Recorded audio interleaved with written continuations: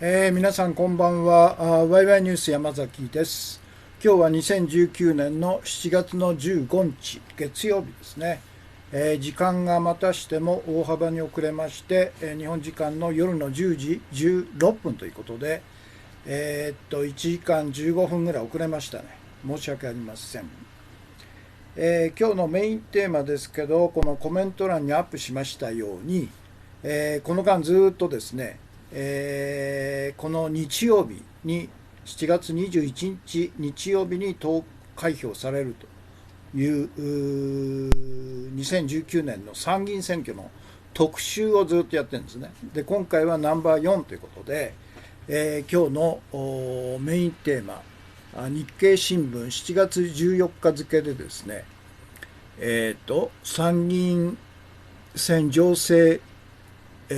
調査ということで、改憲勢力3分の2に迫る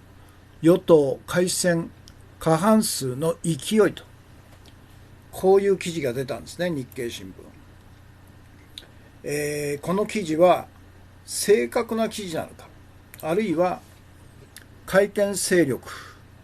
自公維新に、勝利させるために、日経が図ったですね、謀略的な、世論誘導記事ではないのかというのが今日のメインテーマですね。ということで今日の通算ワイワイニュースライブは2185回ということです。そして最初のですね、お知らせですけど、実は昨日ですね、日曜日、シカゴさんに直接お会いしたんですよ。シカゴさんと直接コンタクトを取ってる方の紹介で、シカゴさんが入院されている病院、を教えていただいて、昨日ですね、直接会いに行きました。で、ということでこの件に関して最初に、お知らせ、ということでお話しします。シカゴさんに会ってきましたということですね。で昨日日曜日7月14日午後2時から約1時間ですね、シカゴさんは世田谷の病院に入院されてるんですね。で、約1時間、お話をしてきましたと。でこのワイワイニュースライブの熱心な視聴者であり、シカゴさんにツイキャス連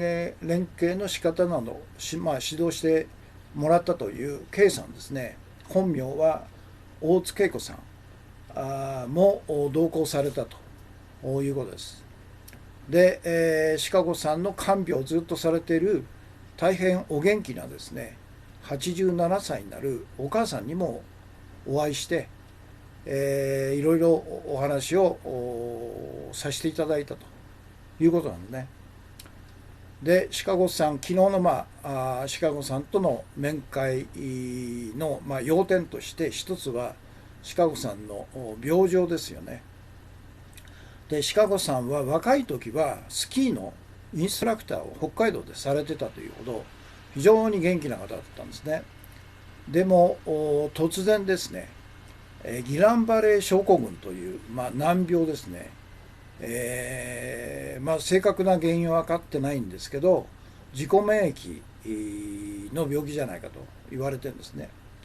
ただ急速に、神経とか筋肉が麻痺するんですけど、時間が経つと完治するという場合が多いんですけど、シカゴさんの場合は最後に手首と足首の麻痺が残っちゃったということで、新章手帳の3級ですかね、新商社となってしまったということなんですね。ただ本来の非常に活発な方なんで、車の運転もされてたらしいんですね。ずっとそういうことで活発に活動されてたんですけど、今年の4月にですね、膵臓にがんが見つかったと。そしてそのがんが肝臓にも移転していると、転移している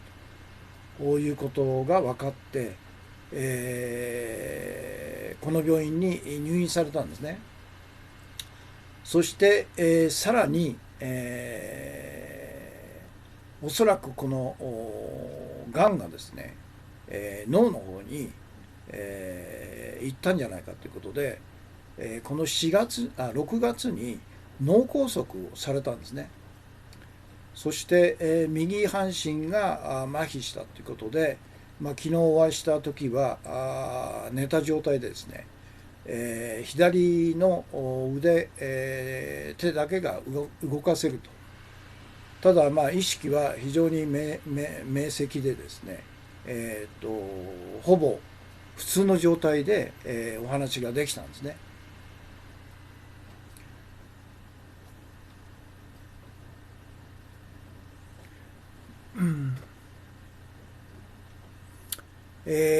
ということで、私はシカゴさんにお会いして、これほどの病気重病を抱えて、おられるにもかかわらず、決して悲観とか絶望をしてないんですね。で、常に前向きに捉えているということに、深い感銘を受けましたということなんです。それで、7月の17日ですか、明日、明後日ですね、病院内でこの参議院選の事前投票ができるらしいんで、シカゴさんも投票されるということなんですね。で、最後にシカゴさんから私たちへのメッセージとして、諦めなければ勝てるという言葉をいただいてきたということなんですね。そしてシカゴさんからの、情報でですね、シカゴさんはなんか長い間熱心な視聴者サイゾーウーマンっていうサイトがあるんですけど、そのサイゾーウーマンで、発信されている漫画があるんですね。浅野ひかるさんっていう、31歳の女性の漫画家がこのサイゾーウーマンで、自分の漫画を配信されてて、シカゴさんは長い間ですね、熱心なファンだったということで、ただこの今年の6月にですね、末期がんになっちゃったんで、ぜひ会いたいというメッセージを、コメントで入れたらしいんですね。そしたらこの浅野ひかるさんが病院まで来てくれたと。そして、この様子をですね、自分の漫画に書いて、配信してくれたということで、そのコピー等々を昨日読ませてもらったんですね。それで、帰ってきてからですね、この漫画、配信者漫画っていうんですね。で、第35回会いたいですと、視聴者からの珍しい要望、彼は末期がんだったという漫画で、この時の様子を彼女が漫画で、書いてるということで、全部は見れないんですけど、最初の部分はサイトで見れますんで、今ですねこの URL を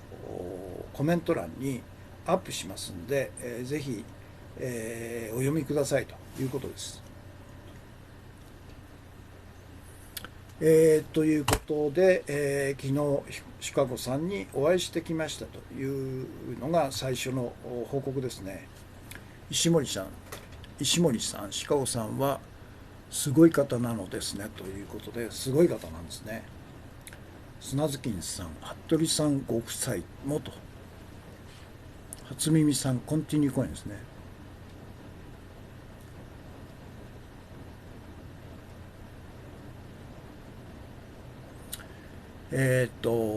メルヘン中尾さんのコメントちょっと待ってください。あれ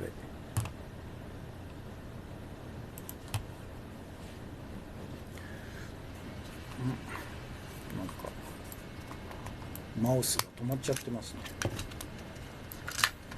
ちょっと電池を入れ替えますね。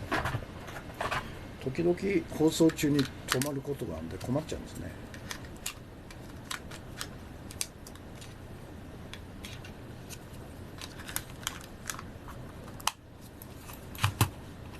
ああ、動きました。ありがとう。よかったよかった。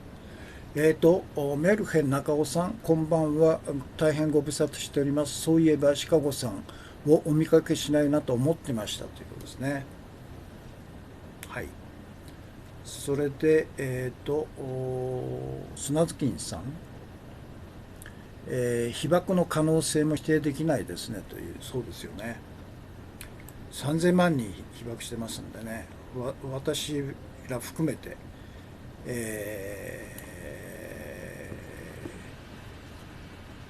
病気が突然発症する可能性っていうのは否定できないですよね。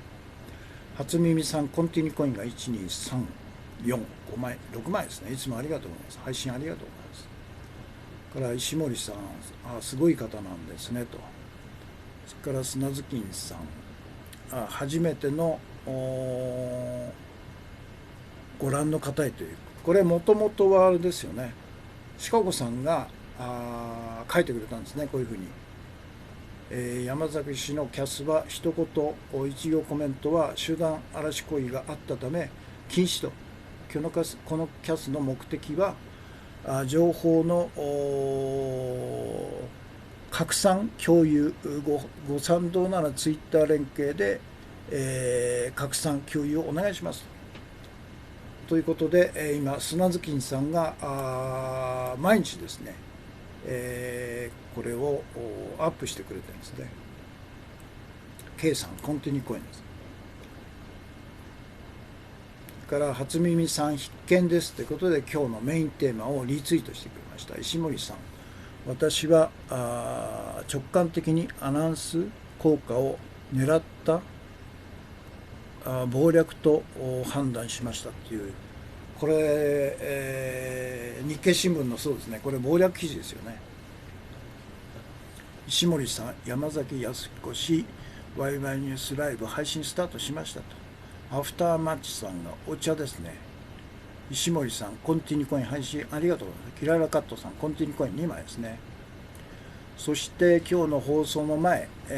砂月さん、最大の30、用語アカウントをツイッターが削除と、マスコミに載らない海外記事という、もう完全に、向こう側に正体を表したってことですよね。ミルキーさん、大西恒樹さん、お金の真実を明らかにして革命を起こそうじゃないかと、観客がヒートアップしたという YouTube の映像ですね。ということで、玄米院さん、ちょっと読みにくいですね。山崎先生、ご通知ありがとうございますと。今後は毎回拝聴させていただきますのでよろしくお願いしますと。こちらこそどうぞよろしくお願いします。アフターマッチさん、コンティニューコインですね。砂月さん、コンティニューコイン2枚ですね。メルヘン中尾さんがお茶ですね。ということで今日の最初のお知らせは昨日シカゴさんにお会いしてきましたということです。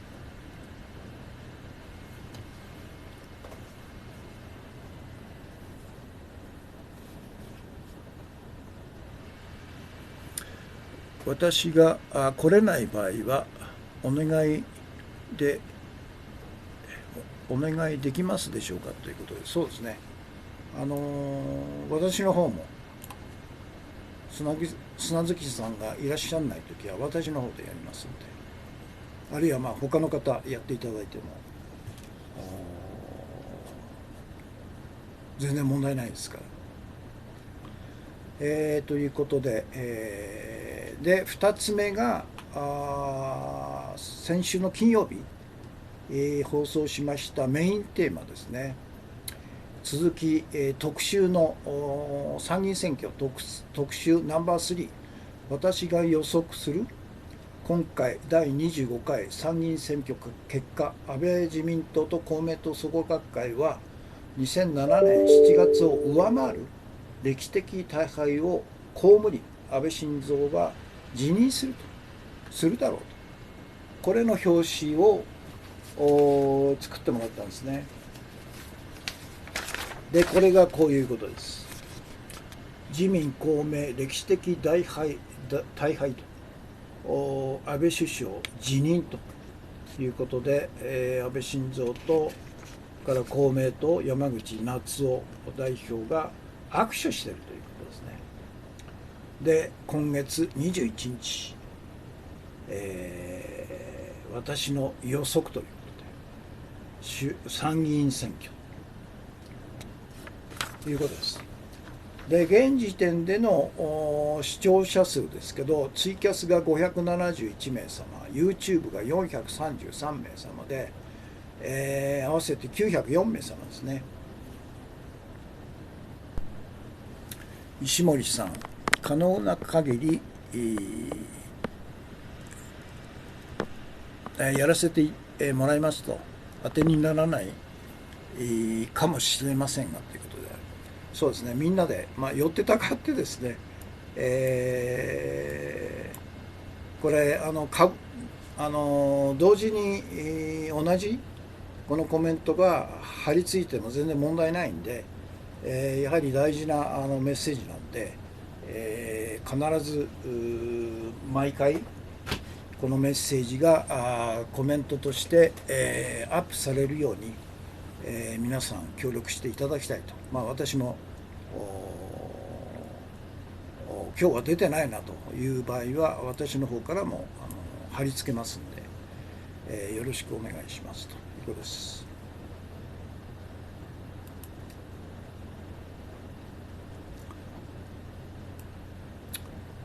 シカゴさんの件ですね。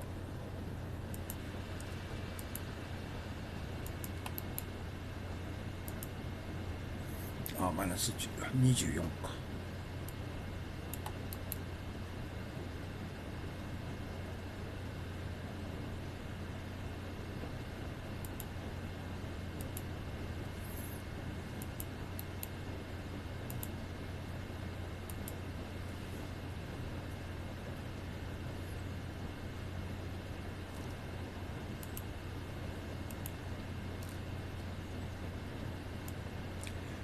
シカゴさんのお母さんというのは本当元気なんですよね。よくしゃべられる方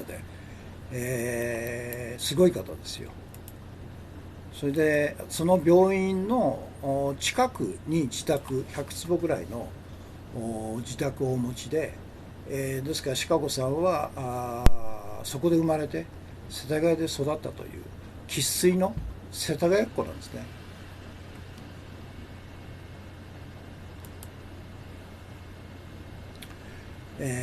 シカゴさん若い頃、すごい健康有料児で、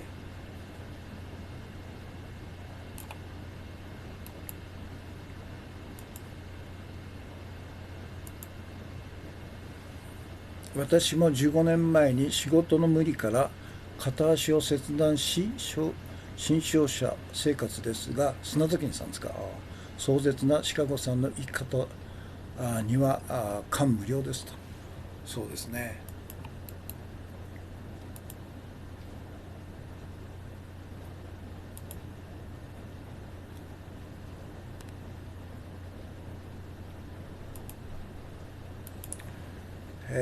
車の運転されてたんですね。4月までは車で自分で、ですからこの漫画家の女性が入院先病院に、面会に来た時は彼女を誘ってですね、車運転して近くのファミレスに行ってお茶会したというあれがこの漫画に載ってるんですね。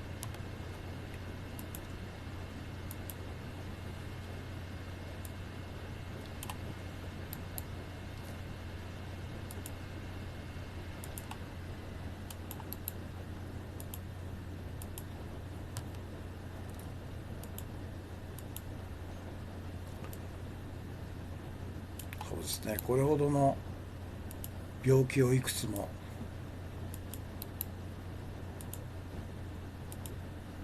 されても決して絶望するなく悲観することもなく前向きなんですよね。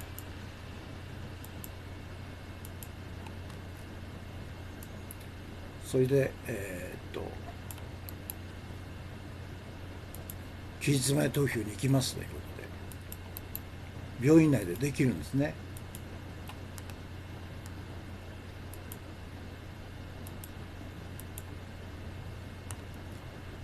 そしてこの浅野ひかるさん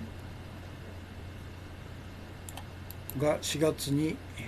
面会に来てくれたということで、なんか浅野ひかるさんって31歳のなんか本当に可愛らしい娘さんみたいなツーショット写真がありましたけど、それで彼女のシカゴさんとの出会いを漫画にしたやつがこれで、URL で見れますので、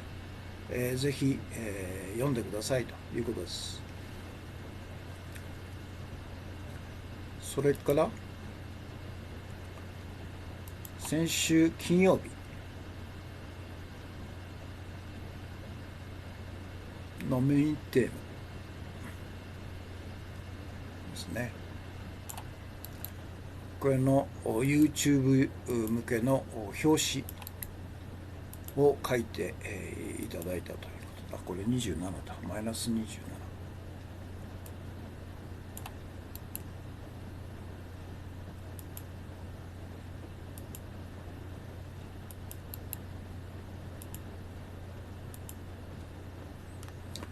これですね。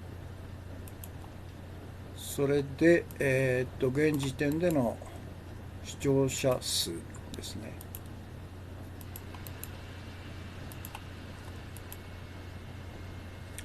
ということです。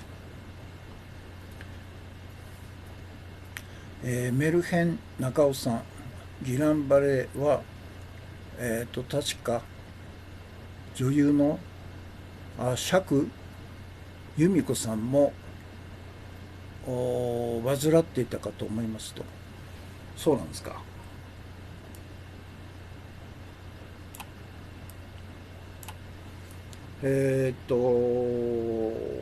発症して、結構急激にですね、神経が麻痺したり筋肉が麻痺したりするんですけど、かなりの確率で、完全に治る場合が多いということなんですね。ただまあ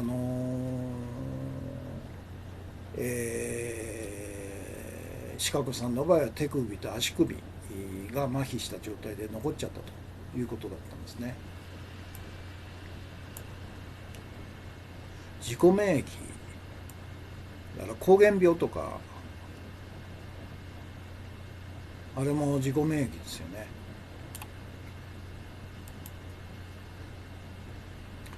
そして今日の画像ですね。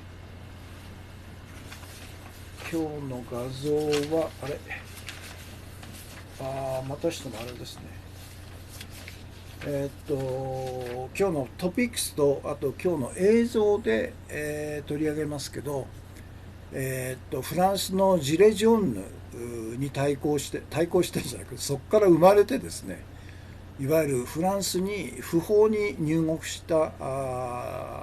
移民労働者、アフリカの黒人たちが多いんですけど、彼らが正規の労働許可証を求めてパンテオンの前でですね、700人ぐらいがデモを行ったというですね。ここにあったか。これだ。これです。これに機動隊がいつもの通り登場して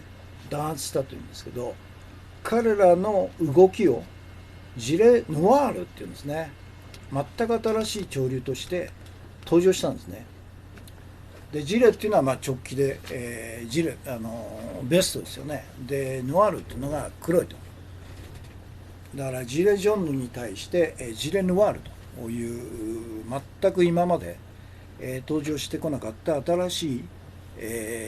潮流が公然と登場してきたと。で彼ら本当そういう意味では勇気あるんですよね。このようにデモして例えば警察に逮捕されたら不法滞在で、収容されてそしてすぐ国外退去になる危険性がすごい大きいわけですよね。でそれでもこのように自分たちの権利を主張し始めたということで、画期的ですよね。ジレジョンヌの戦いがジレヌワールを生んだということですよね。K さん、大塚恵子、大原さんか、大原玲子さんがギランバレ症候群、そうなんだ。女性が多いんですかね。俳優を続けてらしたけどご苦労も随分あったみたいでしたねという。そうなんだ。結構多いんでしょうね。ということです。それから2つ目のあれは昨日ですね、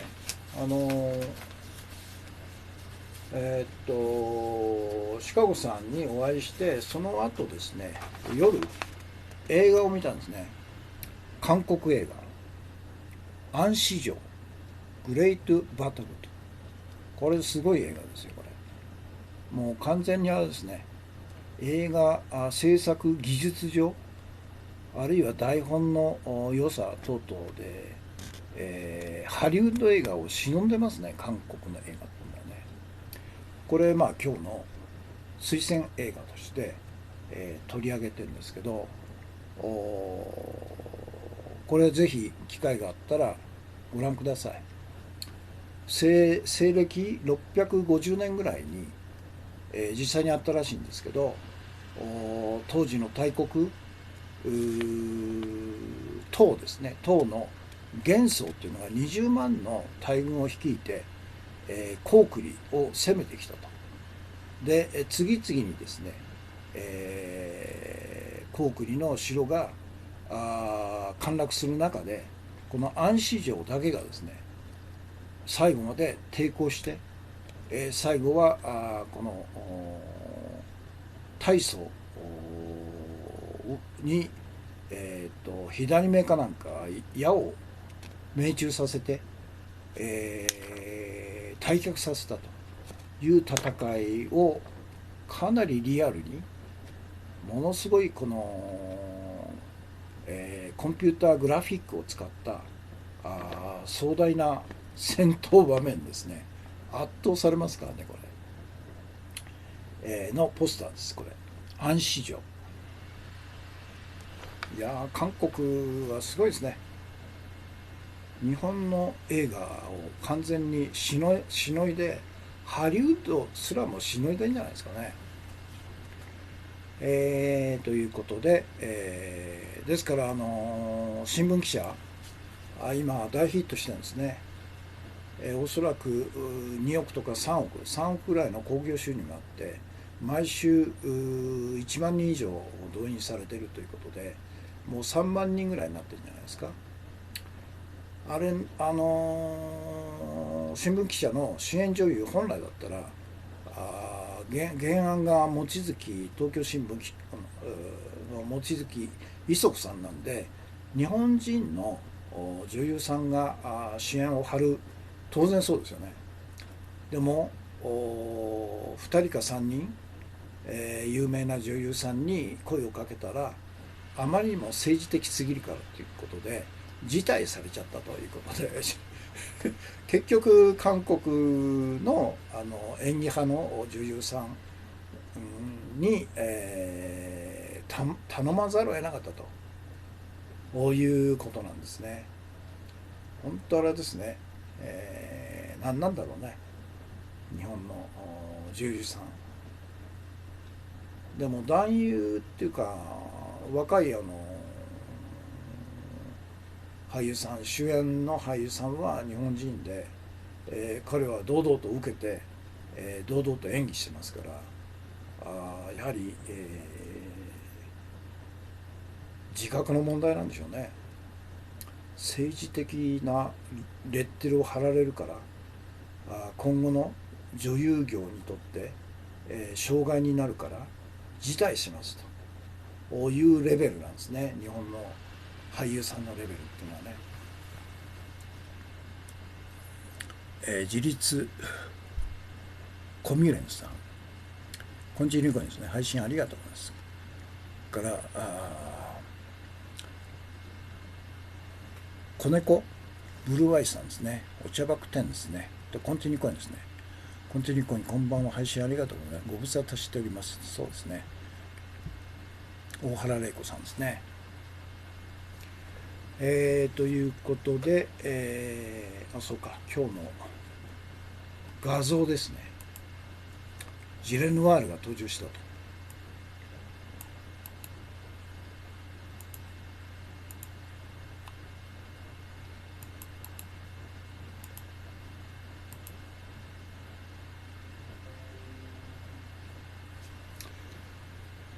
ということで、そして今日の推薦映画ですね、アンシ城グレートバトルということで、これ公開された7月の5日か公開ですから、もう2週間以上経つのかね、2週間ぐらいですかね。2週間経たないんだ、10日だ。で、解説ですね、映画 .com、ザ・キングのチョイ・インソンが実在した武将を演じる歴史アクションと、西暦645年アジア全土の支配を目論む唐の皇帝大宗は大軍を率いて朝鮮半島高句麗への侵攻を続けたと、各地の城主たちが降伏していく中、安史城の城主ヤン・マンチュンはたった一人で大軍に反旗を翻したと。国そして高句麗の人々を守るため5000人の兵を率いたマンチェンは20万人を超える大軍に無謀ともいえる戦いを挑んでいくと。マンチェンの役をチョ・インソンをはじめ、恋のゴールドメダル、僕が恋したキム・ボクジュ、ハベクの神父などドラマで人気を集めるナム・ジュヒョク、新しき世界のパク・ソンワン、スワンダラーズのペ・ソンウ、密偵のオム・テグ、女性アイドルグループアダのソリュンらが顔を揃えるということで、これは2018年の作品なんですね、制作なんですね。ということです。砂月さん、昔なら進撃の人で手を挙げる人もそうでしょうね。そこまで芸能事務所が安倍忖度になっている恐ろしいことです。だから本人がやりたくても事務所がダメだと言うんでしょうね、おそらくね。だからでもあれですよね、オーディションをやって、いわゆる地下演劇とかね、アングラとか、あるいは昔あった赤テントとか黒テントとかと、そういう演劇集団で、ずっと実践、経験を積んできた女優さんっていうのは結構いると思うんですよね。そういう人たちを見つけて、主演を託せばよかったんじゃないですかね。ということで何でしたっけ。そうか、推薦映画です。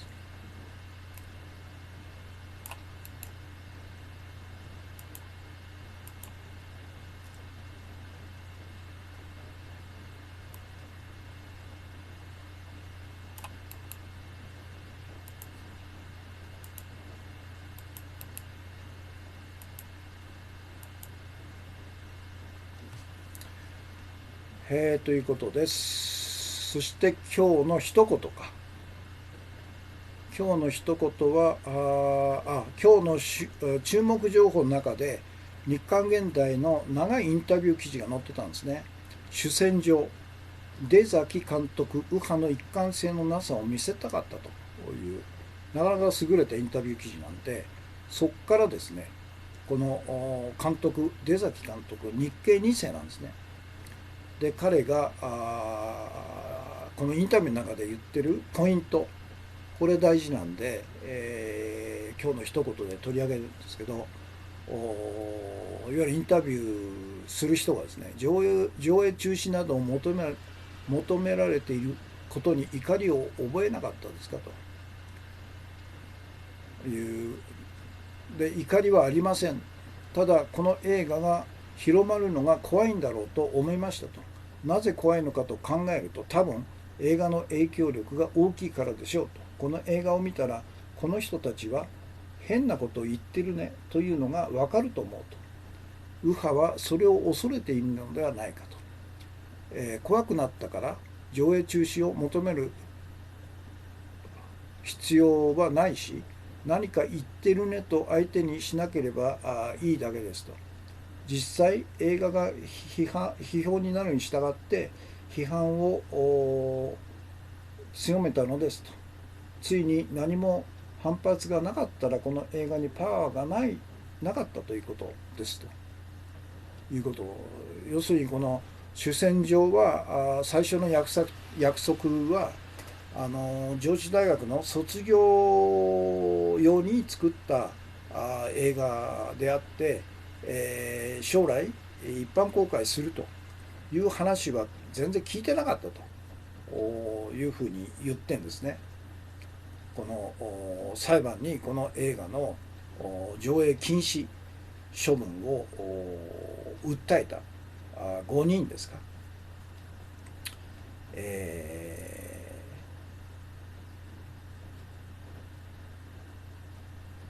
だから彼らは最初はすごいもろ手を挙げて自分たちの主張をちゃんと取り上げてくれてると。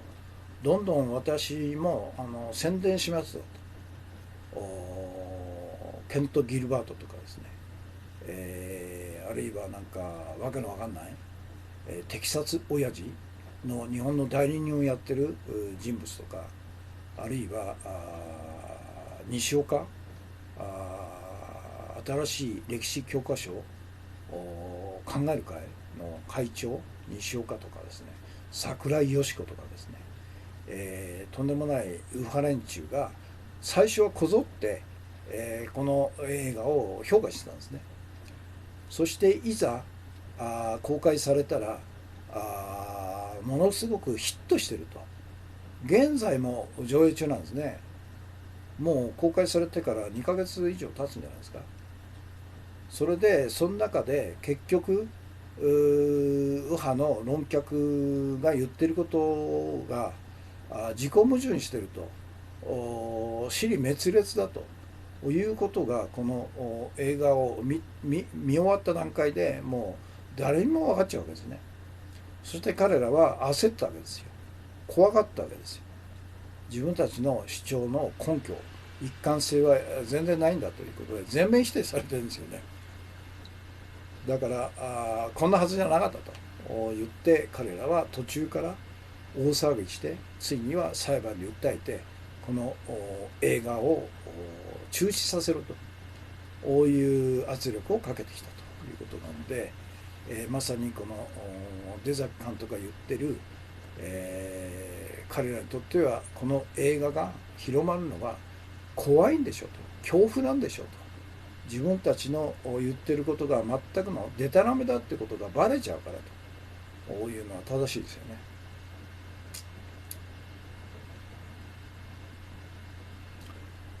ということです。今日の一言。それから黒いベストジレヌワールの説明ですね。これはAFP の記事の中で書いてあったんですけど、パリの移民集団のことだと。エマニュエル・マクロン大統領の政策に抗議するジレジョンの黄色いベスト運動から名付けられたということですね。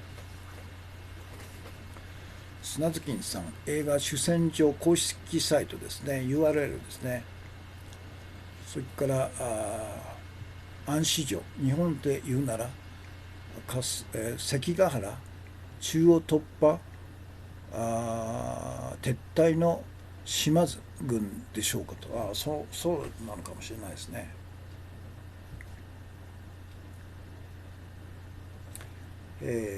ということで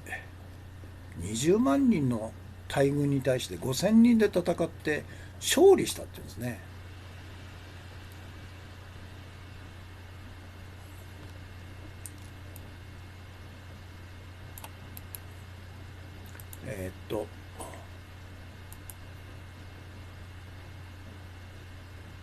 出崎監督、彼は若いんですよね。36ぐらいじゃないですか。で日系2世ですから、最初はなんか英語の教師として日本に派遣されて5年ぐらい現場で英語を教えてたんですね。そして上智大学の大学院に入って、それでこういう映像の本格的な勉強を始めて、その卒業制作としてこの映画を作ったということなんですね。それで YouTuber でもあるんですね。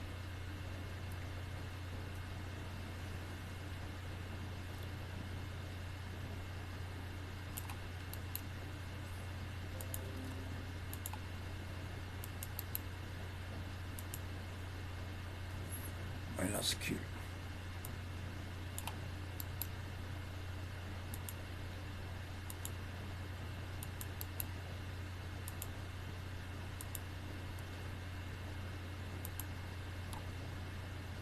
怖くなったら上映中止を求める必要ないし、何か言ってるねと相手にしなければいいだけですと。そうなんだよね。逆にこういうふうにワイワイ騒ぐから、逆にこの映画が注目されて、彼らにとっては悪循環になっちゃってるんで、騒げば騒ぐほど何なんだというみんなの興味を引くわけですよね。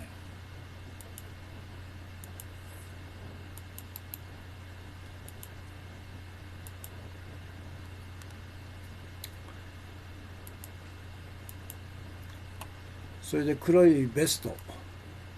ジレヌワール、これはジレ・ジョンヌから名付けられたということなんですね。だからヌワールっていうのが別に差別用語でも何でもなくて、一つの社会運動、新しい社会運動の登場だということなんですね。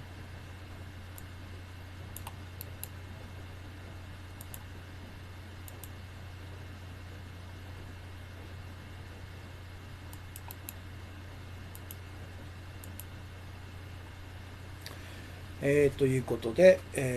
今日の注目情報ですね。これ長いインタビューですけど、なかなかいいインタビューですよ、これ。そして今日の推薦投手ですね、もう今日からは第4節ですね。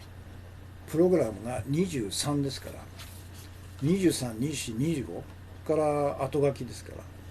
もう4回で終わるんですね。今日は111回目です。第4章、構造改革のための25のプログラム第4節、品格ある公務の復活と。プログラム23、公務分限法を制定すると。ここです。ここを読みますね。今日は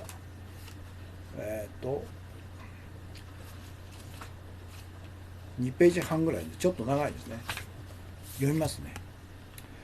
行政は権力であり出過ぎてはならないと。行政の命令は社会の公正と安全を保持すること、つまり必要かつ控えめに税金を使って福祉、医療、教育、治安、外交、防衛の事務に当たることであると。教育は健全に進んでいるか、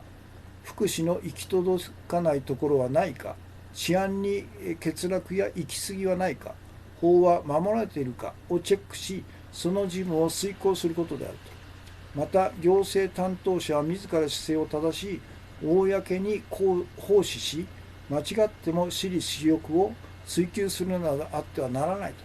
全く今の安倍は真逆ですよね。公に奉仕するなんて、私に奉仕して私利私欲に走ると。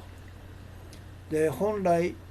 不必要なところに国民の金を使ってはならないのであると。こうした趣旨を公務分限法として定めるべきであると。憲法86条は税金の使い方について厳しい態度をとっていると。すなわち内閣は毎会計年度の予算を作成し、国会に提出してその審議を受け議決を経なければならないと。予算しがたい予算の不況に予見しがたい予算の不足に充てるため、国会の議決に基づいて予備費を設け、内閣の責任でこれを支出することができると規定していると。つまり憲法は国の会計は各会計年度ごとに完結するもので、かつ年度当初に金額が予定できなければならないことを定めているのであると。単年度主義ですね。これによって儲かるか損をするかわからない事業、長短期の投資活動などを排除しているのであると。裏を返せば、この国の経済活動の担い手は民間であり、経済すなわち市場の活動に行政が立ち入ることを予定していないと。今日の我が国の財政運営は明らかに憲法違反の疑いがあると。行政が民間事業に補助金を出したり、公共事業と称してビジネスに手を出したりすれば、市場の資源が経済活動から行政事務のものとなり、たちまち経済を壊し、市場を狭め、負担を増やす結果を招くと。事実、行政がやっている年間数百兆円のビジネスの中で、どの事業種を取ってみても採算の合っているものはないと。子会社、孫会社は座ってるだけでお金が入ってくるが、国から見れば際限のない借金の山が築かれているのであると。憲法の定めるところに従って、政府は中央地方にわたって原則として投資事業をやめ、それらを経済の領域に戻さなければならないと。憲法をはじめとする基本的法律に照らして、行政の範囲と権限、責任を明確にすべきであると。いかなる形を取ろうとも、税金が政治家公務員に直接間接的に流用されたり、儲かるか損をするか分からないビジネス、各種投資等に用いられたりしてはならないと。しかも1年単位で見て1円たりとも不明があってはならない、そういうものだということをはっきりとする必要があると。また政治家公務員は国家国民のため、本来の未来のために奉仕し仕事をするという重い使命を持ったり、誇りのある存在であると同時に重い責任を負うべき存在であることを明確に規定する必要があると。ちなみに政治家と行政官がお手盛りでやっている叙勲制度などは業界への勲章も含めて即刻廃止した方が良いと。天下りや二重退職金などはもってのほかであると。同様の趣旨で行政監査法、監査院か、行政監査院と政治監査院を設けるべきであると。今、行政監査は法務省が行っているが、行政自身が行うのではなく、権威と権限を持つ国民の機関が必要であると。これだから衆議院の中に設けるべきなんですね。行政監査院と、それから政治監査院ですね。また政治家自身が多数決で選挙法を決めたり、報酬や政治資金を決めたりするのではなく、厳正な国民によって作られる政治監査院によるべきであると。そして政治家や政党は企業や団体から金をもらうのではなく、国政に献身することと引き換えに政策調査と立法活動のための必要な費用を保障され、言論の自由を侵されることなく、その人を観察されるべきであると。なかなかいいこと言ってますね。これがプログラム23ですね。そして明日、火曜日、プログラム24、行政監査を徹底し会計検査院を強化する。これがこれ長いんで、これ半分に分けてですね、じゃないや、長けれど全部読むんですね、明日。そして、今週の木曜日、プログラムの25、天下り禁止法を急いで定めると。そして最後は終わりにですね、ベルリンの壁の向こう側ということで、これは長いんで2回に分けて読むということで全部終わるんですね。この本が、石井幸喜さん、日本が自滅する日という素晴らしい本ですね、これね。ということです。今日読んだところだけでもアップしときますね。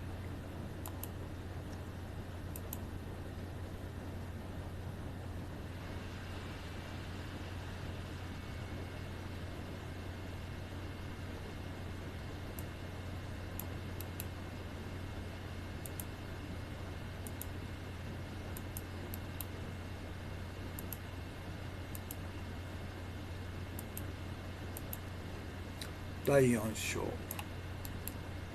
第4節、プログラム23、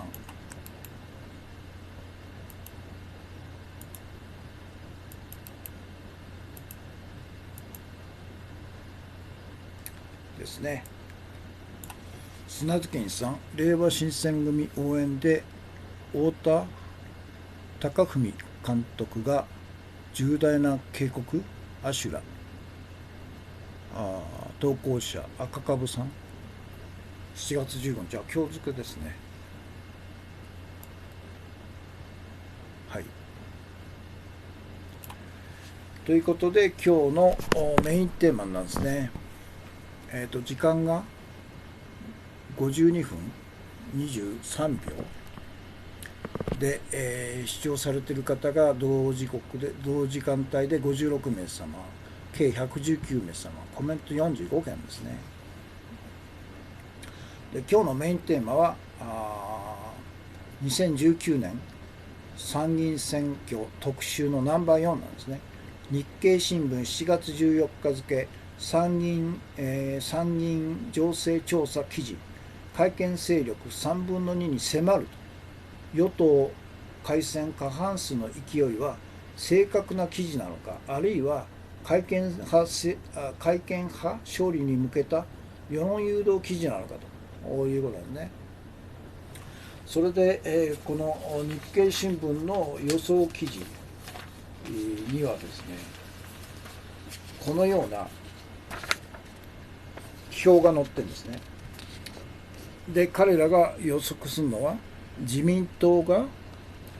有力53、そして、可能性として68あると。で、改選が66ですから。そして公明党が有力な獲得議席数が10と。で、可能性としては15まであると。で、改選が14なんですね。それで、民権党が立憲民主党が15から24と、それから国民民主党が4から6、それから共産党が6から13、から維新が4から10で、社民が0から1で、諸派無所属ということで、ですから令和新選組なんかはこの中にあるんですね。2から11と。そしてオリーブの木も諸派になるわけですよね。こういう予測記事、特に、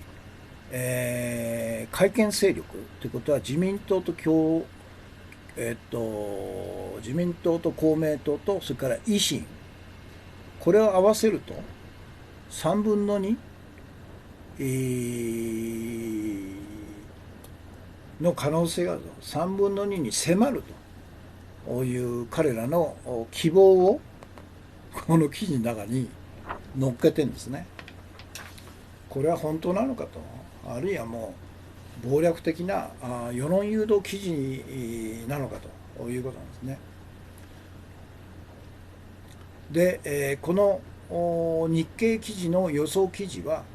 1998年7月に行われた第18回参議院選挙でマスコミが予想した自民党予想獲得が全く外れて、自民党が大敗し、当時の橋本首相が辞任したケースと全く同じことになるだろうということなんね。この1998年の7月の第18回参議院選挙とは一体何かということなんだね。その前に、この1998年7月の第18回参議院選挙でマスコミが事前の予想したのが70議席なんですね。で実際は44議席ということで、大外れをしたと。だから全く今回は同じケースになるだろうというふうに私は見てるんですね。で私の予測、これは何回も言ってますけど、安倍自民党、これは改選数が67だけど29議席失って、実際の獲得議席は38になるだろうと。それから公明党創価学会の改選数は11ですから11ですけど3議席失って8議席になると。そうすると自公合わせて、改選78議席から32議席失って合わせて46議席になると。でしたがって自公の議席数が非改選70議席を加えても116議席にしかならないということで、参議院定数242の過半数121に遠く及ばないということで、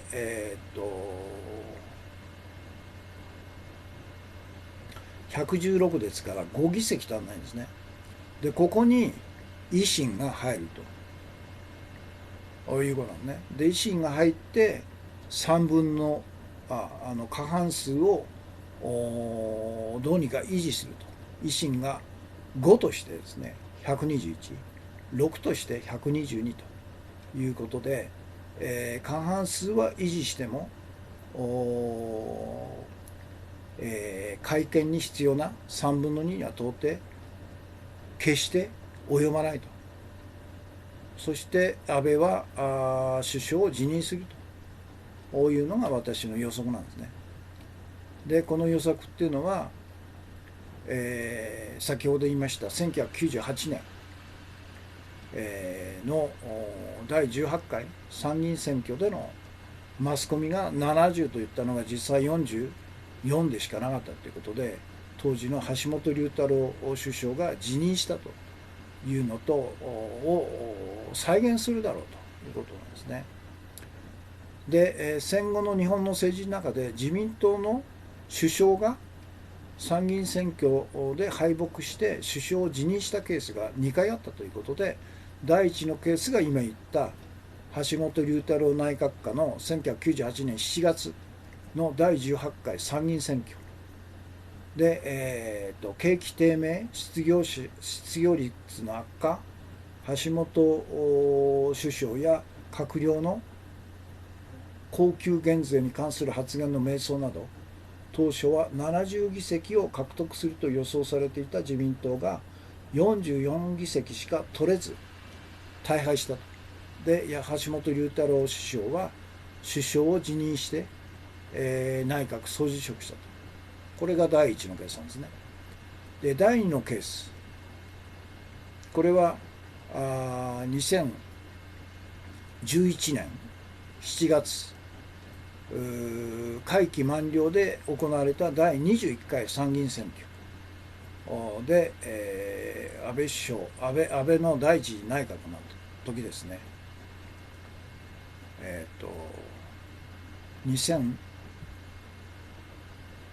年じゃないんだよね、2007年だよこれね、間違えました。2007年7月の21回、参議院選挙で第一次安倍内閣の時に任期満了で行われた参議院選挙で歴史的な敗北を被ったんですね。安倍自民党は改選が64で27議席減らして37議席に落ちたと。で公明党総学会が改選12議席から3議席減らして9議席になって、両方合わせても46議席で過半数割れして安倍晋三は首相を辞任したということなんですね。だから第1のケース第2のケースで参議院っていうのが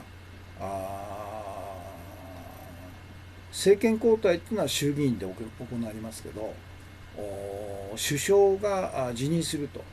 大敗して予想に反して、参議院選挙で、大敗してその責任を取って首相が辞任して内閣総辞職すると。そうすると衆議院選挙がなるんですね。そして政権交代が起こるというのが戦後の政治の中日本の政治の中で2回あったということですね。で戦後の日本の政治の中で自民党が衆議院選挙で野党に敗北して下野したケースと、これが2回あったということで、第1が例の日本新党ですね。宮沢喜一自民党政権下で自民党内の旗派が造反して野党提出の内閣不信任案に賛成したために不信任案が可決されたと。でそれに対して宮沢首相が衆議院を解散して1991年7月に第40回衆議院選挙というのが行われたんですね。でその結果自民党が223、当時社会党があったんですよ。70議席になったんですよ。で、新政党っていうのがあったんですね。これは自民党から出た羽田孜代表の新政党、これが55、公明党51から2年前に結成されたばかりの細川護弘代表の日本新党、これが35議席で、民主社党っていうのがあったんですね。大内圭吾代表15議席、共産党15、新党先駆け竹村正義代表が13、社会民主連合枝幸代表が4議席と、こういう結果になったんですね。それで、一応野党として社会党、新鮮党、公明党、民社党、社会民主連合の5党は選挙の前から連立協議を始めてたと。で、合わせて195議席しかなくて過半数に届かないと。で自民党も223議席で過半数に届かないということで、日本新党と新党先駆けがキャスティングボードを握ったんですね。そして、非共産、非自民、非共産の勢力8党が連立を組むと過半数になるということで、1993年8月9日に日本新党代表の細川護弘代表を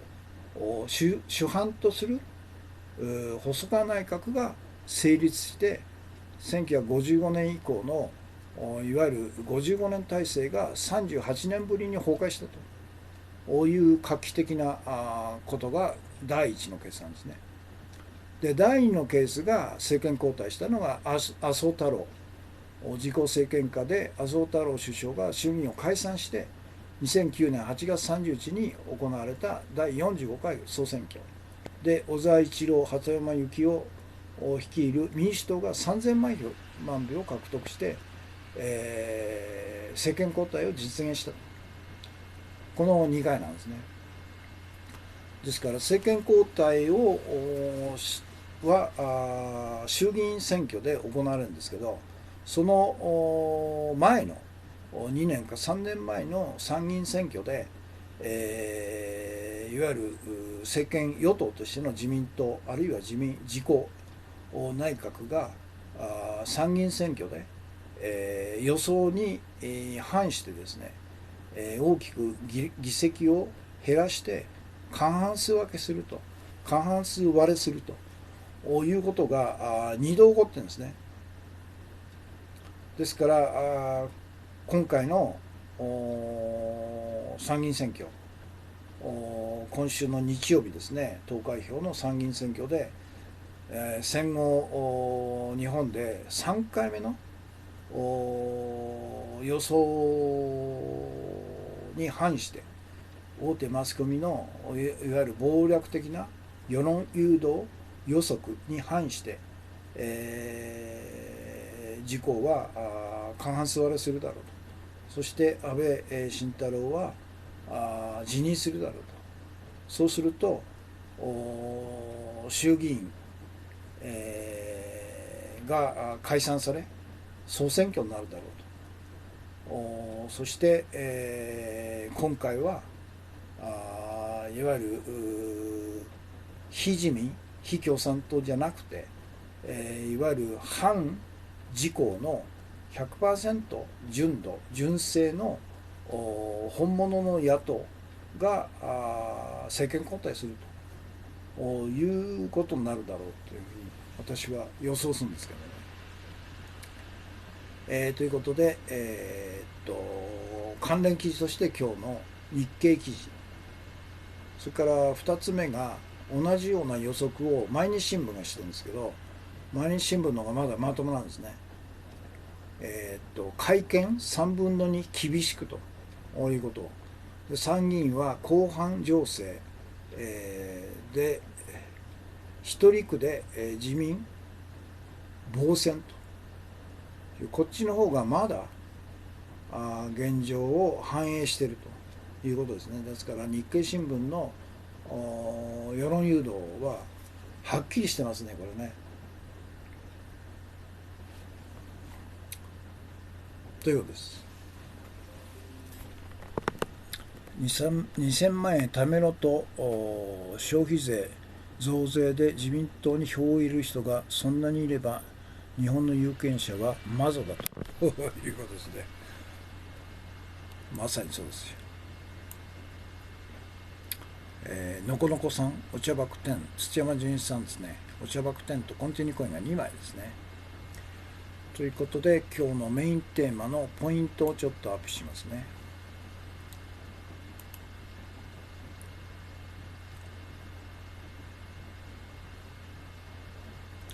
今日のメインテーマ、日経新聞は何なんだと、この日経新聞の予想記事は。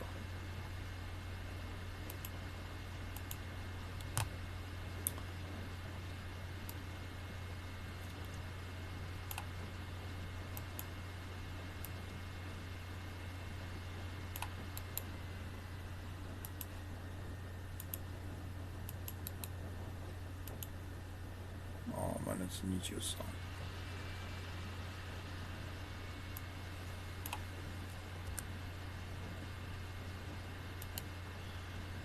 これですね。自民53から68、公明10から15と、改選が66と11と、それと立憲、国民、共産、維新、社民、諸派、これ全部入るかな。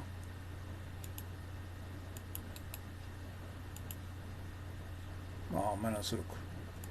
ダメだ。ということは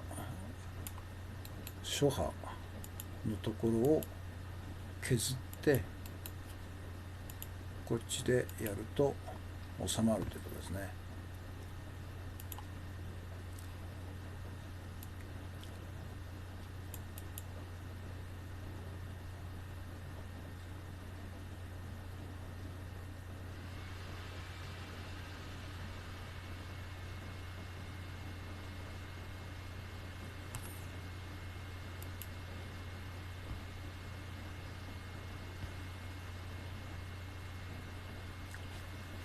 と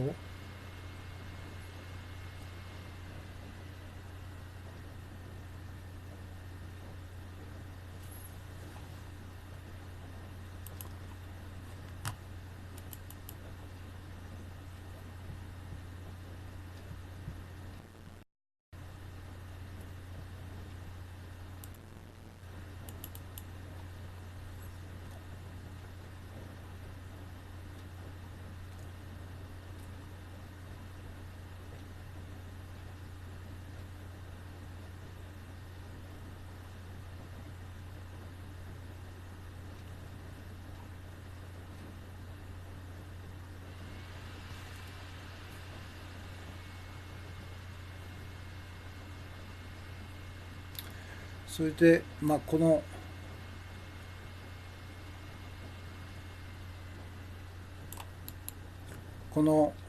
日経新聞の予想記事は1998年7月の参議院選挙で予想70のところを実際44しか取らなかったということで、マスコミの完全に世論誘導記事が暴露された選挙なんですね。これの二の舞だろうということですね。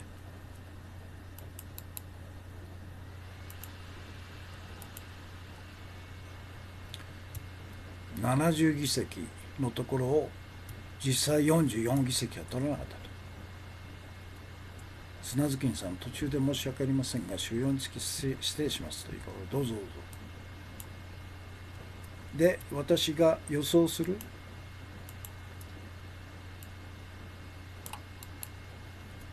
今回の参議院選挙、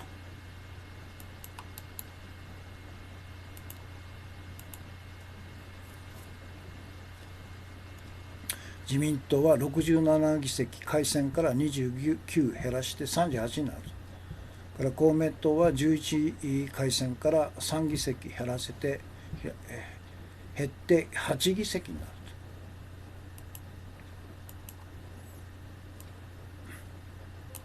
と。自公合わせて70議席非改選じゃないや、改選70から自公合わせて32失って46になる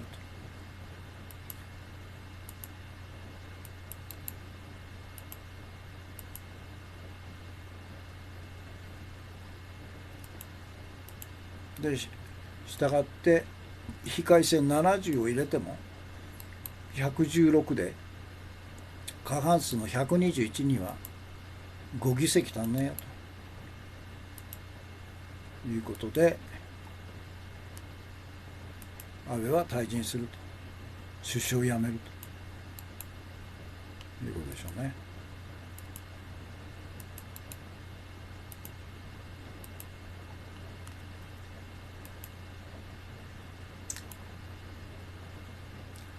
で、戦後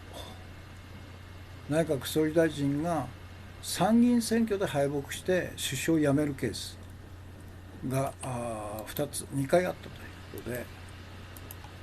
最初のケース、これが橋本龍太郎内閣の時の1998年ですね、7月。当初は70議席で大勝すると言われたのが、蓋を開けてみたら44議席で大敗したと。それで橋本龍太郎首相は辞任したと。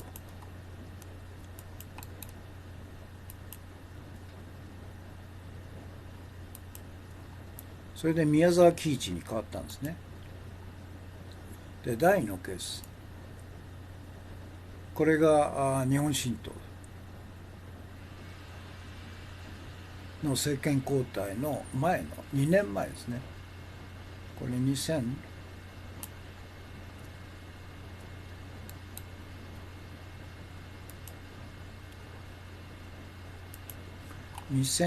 あれ何か音がしてませんかという、何なんだろう。雨が屋根に当たって音がしてるんですかね。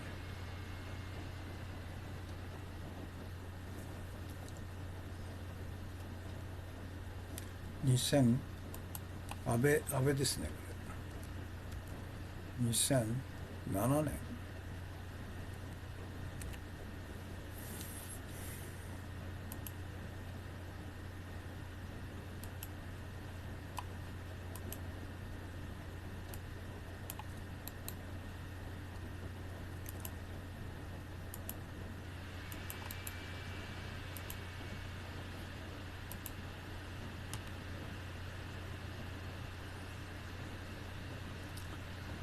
自民党が37議席、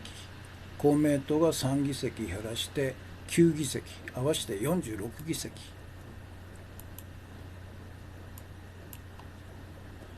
で、戦後日本の政治の中で自民党が衆議院選挙で負けて政権交代をしたというのが2回あるんですね。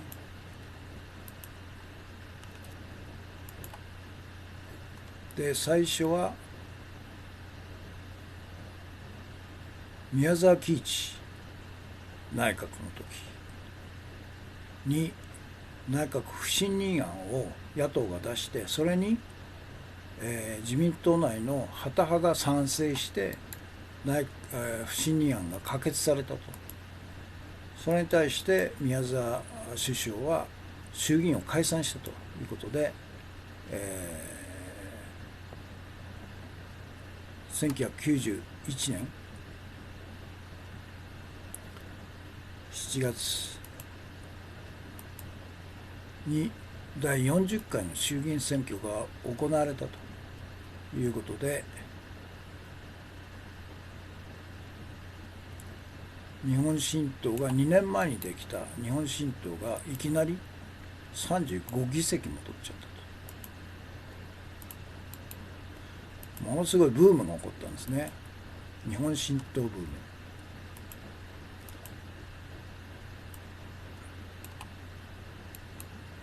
民主社党なんかもあったんですね、その頃。社会党が70議席を持ってたと。今は1議席。その原因は何かというと、村山社会党の右派ですよね。村山が自民党と大連立を組んで、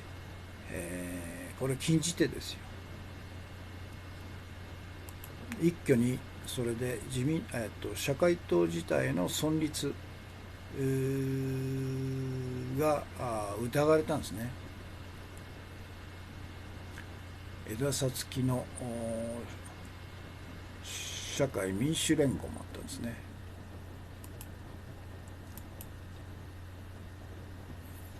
で、連立で、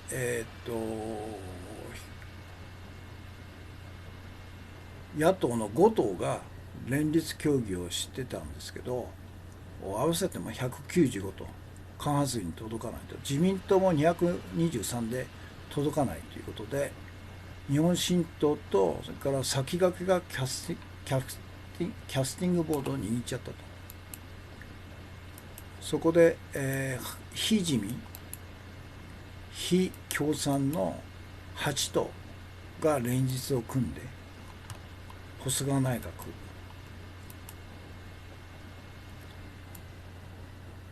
細川を首相にした細川内閣が誕生したということなんですね。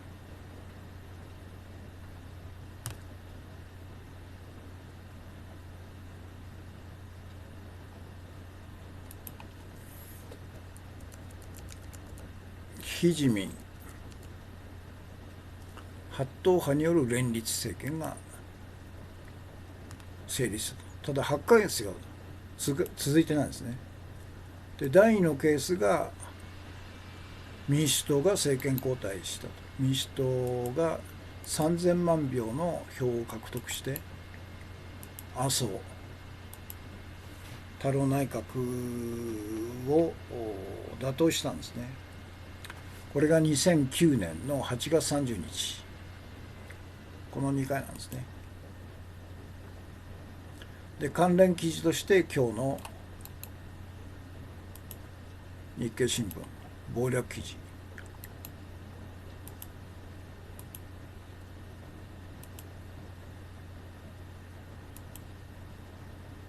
言われる。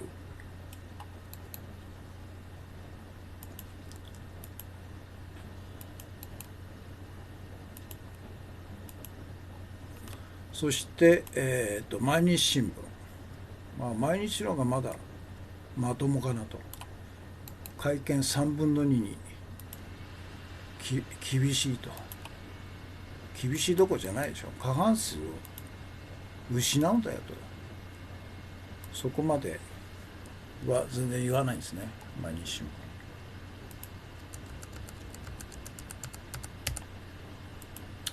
というのが今日のメインテーマです。時間がもう80分11秒ですね。視聴されている方は65名様、計161名様、コメントが74件ですね。ということで、今日のトピックスですね、パリの観光名所、不法移民と支援者ら約700人が一時選挙、首相との話し合いを要求したということで、これがジレヌワールの新しい、全く新しい政治、社会潮流として登場したということですね。マイナス5。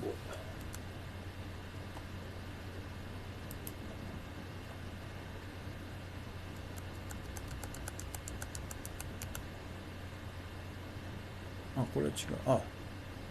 これは違うわ。毎日新聞。これ、今、アップしましたよね。間違えましたね。ジレヌワールですよ。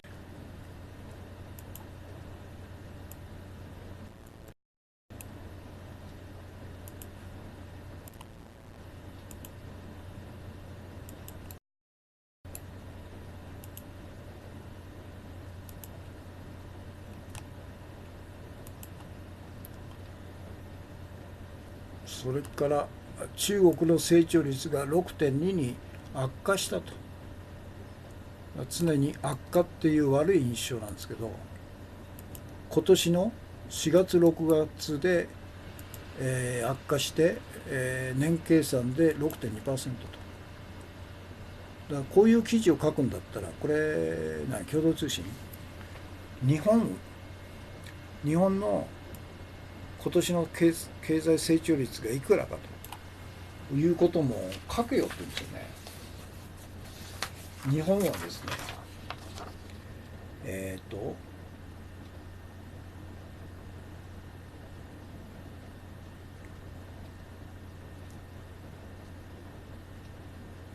今年は 1.0 ですよ。1.0% ですよ。で、米国が 2.3、ドイツ 0.8、フランス 1.3、イタリア 0.1、スペイン 2.1、英国 1.2、カナダ 1.5 と。中国が 6.2 と。だから中国だけの数字見て、対前年比で、悪化したというふうな、これ共同通信なんですけど、じゃあ同時に日本の今年の経済成長率の予測 1.0% だと。それも書けよって言うんですよね。あるいはドイツが 0.8 と、フランスが 1.3 と、イタリア 0.1 と、スペインが 2.1 と、アメリカが 2.3 と、英国 1.2 と、カナダ 1.5 と、軒並みですね。いわゆる先進国 G8 と言われる先進国の経済成長率が、中国の6分の1とか10分の1とかでしかないっていうことも同時に書けよと。これはもう完全にあれですよ、印象操作ですよね。謀略的ですよね。6.2 で悪化してるっていうの。いや、日本の 1.0 っていうのは一体何なんだと。悪化どころじゃないでしょうと。ということで、それじゃあこれだけのアベノミクス700兆円、日銀の異次元の金融緩和で、財政出動と金融緩和で、この6年間700兆円もの国民資産をどこに使ったのと。実体経済に使わないから 1.0% しか実体経済は成長しないんでしょうと。じゃあどこに使ったのっていうと、海外へのばらまきと、そして120兆円の海外ばらまきと、それと価値を生まない、金融経済の方に株とか債券とか国債とかデリバティブとかFX とか、あるいは商品先物とかですね、等々に使ってるから、実体経済は一向に上向かないんですよ。そういうこともちゃんと書くよって言うんですよね、共同通信ね。毎回言ってますからね。から香港の行政長官が辞任申し出か、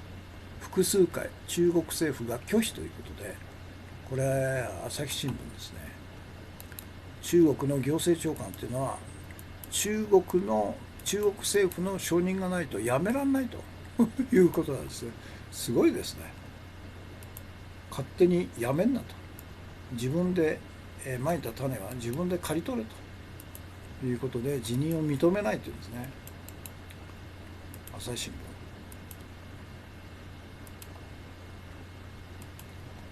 香港っていうのは、香港とか台湾っていうのは中国の領土だとって一方的に中国政府は主張してますけど、本来は香港の住民あるいは台湾の国民が国民投票して、中国に所属するのかあるいは独立するのかと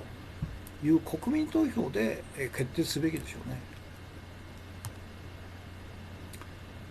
最高裁の事務官がまた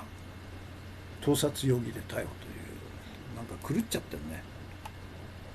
最高裁事務総局の中の秘書課ですよ。以前もあったんですね。今月4日にも駅で女性のスカート内を盗撮したとして、別の40代の事務官が現行犯逮捕されたという2人目ですよ、これ。1ヶ月で異常ですよ、これね。最高裁事務総局ですよ。事務総局の中の秘書課でしょ。一番の中枢じゃないですか。本当のエリートでしょうね、ここにいるのはね。からスイスが電子投票の全面導入を当面見送りと。これまでの努力はどうか。これはスイスインフォですね。これなかなかいい記事です。これ URL がスイスインフォの場合非常に長くてですね、短縮にかけようとしても弾かれちゃうんですね、長すぎて。だからこの記事のタイトルで検索していただければ検索できると思いますね。要するに電子投票をしようと思ったけど、実験を何回か繰り返しても非常に問題点が多いと。要するに一つは検証できないというんですね。いわゆるその投票が正確かどうかというのを後で検証する手段がないと。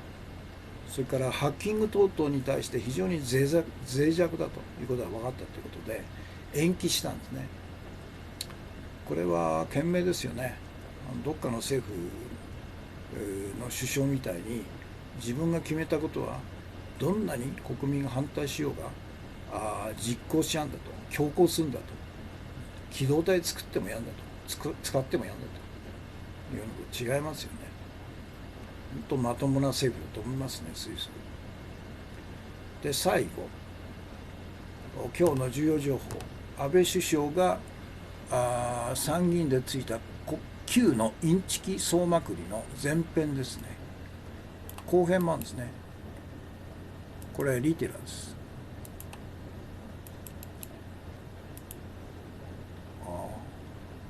29。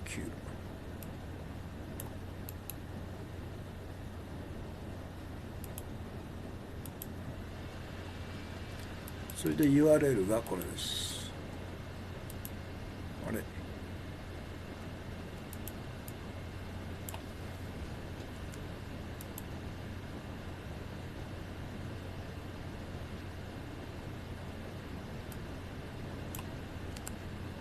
URL がこれですね。あれなんで29だ。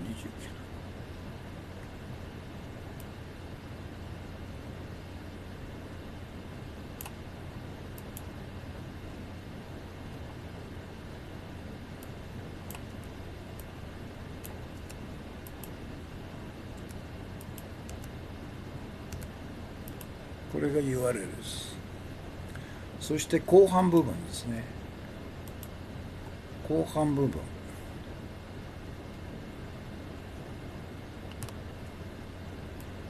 後半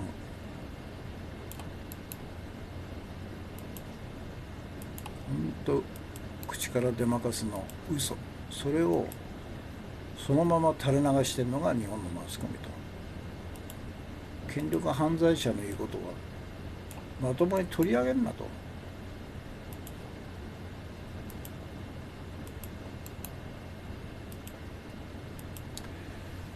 ということですね。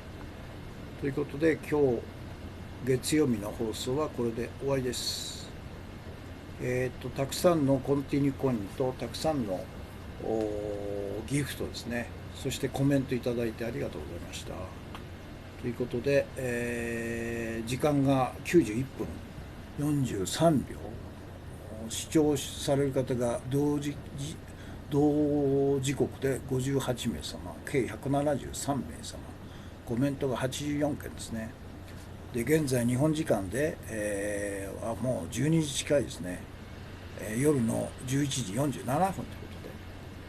とで、大変遅くなりました。お疲れ様でした。ということで今日の放送これで終わりです。また明日ですね、もう少し早く開始しますのでまたよろしくお願いします。ということで今日の放送はこれで終わりです。お疲れ様でした。